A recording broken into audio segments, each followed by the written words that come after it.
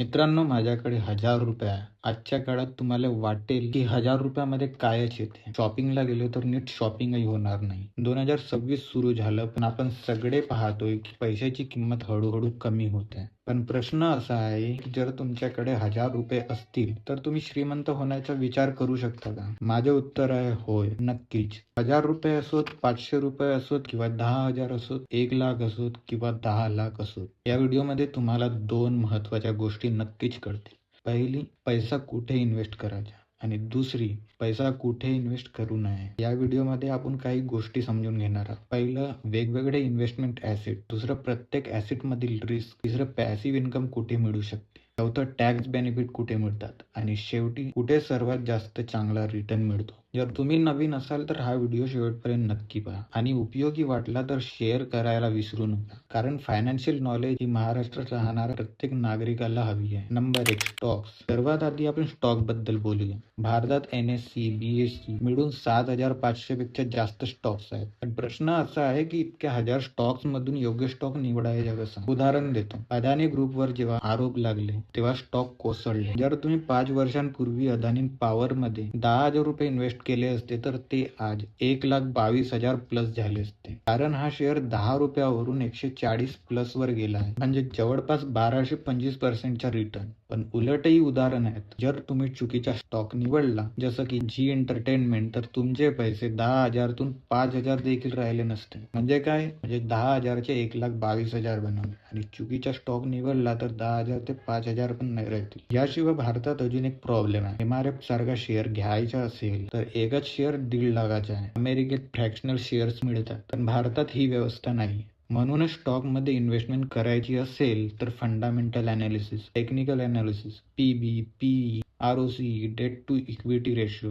हे सगळं समजणं गरजेचं आहे. जर हे सगळं ऐकून तुम्हाला वाटत असेल की हे तर खूप अवघड आहे, तर पुढचा भाग तुमच्यासाठी आहे. Number 2, mutual fund. बिगिनर्ससाठी सोपा पर्याय. भारतामध्ये 1800 पेक्षा जास्त म्युच्युअल फंड स्कीम्स आहेत. पण पुन्हा तोच प्रश्न येते की कुठला निवडायचा? म्युच्युअल फंड 2 प्रकारचे असतात. ऍक्टिव्ह म्युच्युअल फंड आणि पॅसिव्ह म्युच्युअल फंड म्हणजेच इंडेक्स फंड. बिगिनर्ससाठी इंडेक्स फंड सर्वात चांगले आहेत. उदाहरण निफ्टी 50 इंडेक्स. मागच्या 5 वर्षांत निफ्टी 50 इंडेक्सने 16% CAGR म्हणजे 16% रिटर्न दरवर्षी दिला आहे. 10,000 चे 20,000 प्लस बनवले आहे. 1,00,000 चे 2,00,000 10,000 बनवले आहे. पण म्युच्युअल फंडमध्ये 2 अडचणी आहे. एक्सपेन्स रेशो आणि एक्झिट लोड.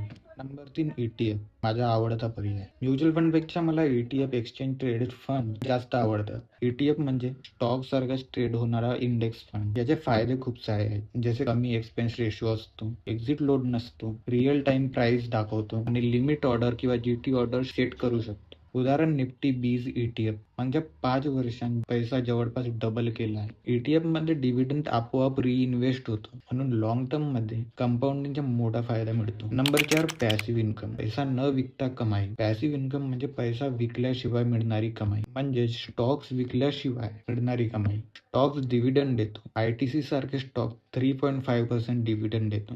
ETF मध्ये डिव्हिडंड पुन्हा इन्व्हेस्ट होतो. REITs म्हणजे real estate regular cash flow देतो, त्यात 5 ते 6% रिटर्न असतात. आणि क्रिप्टोमध्ये स्टॅकिंग किंवा अर्न ऑप्शन असतात. Number 5, taxation. Stocks, ETF, mutual fund यावर किती टॅक्स लागतो? 12 महिन्यापेक्षा जास्त होल्ड केला तर 1,25,000 पर्यंत टॅक्स नसतो. त्यानंतर 12.5% LTCG टॅक्स लागतो. 12 महिन्यांच्या जर आत तुम्ही विक्री केली तर 20% STCG टॅक्स लागतो. गोल्ड आणि सिल्वर ETFs वर 12 महिन्यापर्यंत इन्कम टॅक्स स्लॅब लागू होत नाही. 12 महिन्यानंतर 12.5% टॅक्स लागू होतो. आणि क्रिप्टोवर फ्लॅट 30% टॅक्स लागू होतो. हा टॅक्स खूप जास्त आहे, पण ग्रोथ पण खूप जास्त आहे. Number 6, crypto. हाय रिस्क हाय रिवॉर्ड. बिटकॉइनने 5 वर्षांत 200 ते 800% रिटर्न दिला आहे, पण हा खूप व्हॉलेटाईल असतो. बिगिनर्ससाठी हे फुल इन्व्हेस्टमेंट ऑप्शन्स नाही असले पाहिजे. आणि जर तुम्ही इन्व्हेस्ट करणार असाल तर 5 ते 15% पेक्षा जास्त आपल्या पोर्टफोलिओमध्ये ठेवू नका. बिटकॉइन, इथेरियम, सोलाना यांसारखे मोठे कॉइन्सच सेफर आहेत, कारण यांच्याजवळ जास्त कॅपिटल असतो. नंबर 7, गोल्ड, सिल्वर आणि REITs. गोल्ड ETF ने मागच्या 5 वर्षात 140 ते 144% रिटर्न दिला आहे आणि सिल्वर ETF ने त्याच्यापेक्षा खूप जास्त रिटर्न दिले आहे. सिल्वर ETF चे रिटर्न्स 200 ते 215% आहे. आणि REITs म्हणजे रिअल इस्टेट खूप जास्त डिव्हिडंड देण्यासाठी फेमस आहे. हा तुम्हाला 4 ते 6% डिव्हिडंड दरवर्षी देतो.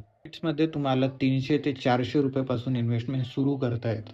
इन कन्क्लुजन, आज 500 किंवा 1000 किंवा 5000 असलेला माणूस सुद्धा ETF, म्युच्युअल फंड, बीट्स, गोल्ड ETF, क्रिप्टो, स्टॉक्स या सगळ्यात इन्व्हेस्ट करू शकतो. महत्वाचं काय आहे, लवकर सुरू करा, कन्सिस्टंट राहा, लॉंग टर्म विचार करा. मी फायनान्शियल ॲडवायझर नाहीये. इन्व्हेस्टमेंट करण्याआधी स्वतःचा रिसर्च करा किंवा आपल्या फायनान्शियल ॲडवायझरचा सल्ला घ्या. आता मला सांगा, तुमचा फेवरेट ॲसेट क्लास कोणता आहे? कमेंटमध्ये नक्की लिहा. So thanks for watching this video. Please like, share, subscribe. This is Ashish, over and out.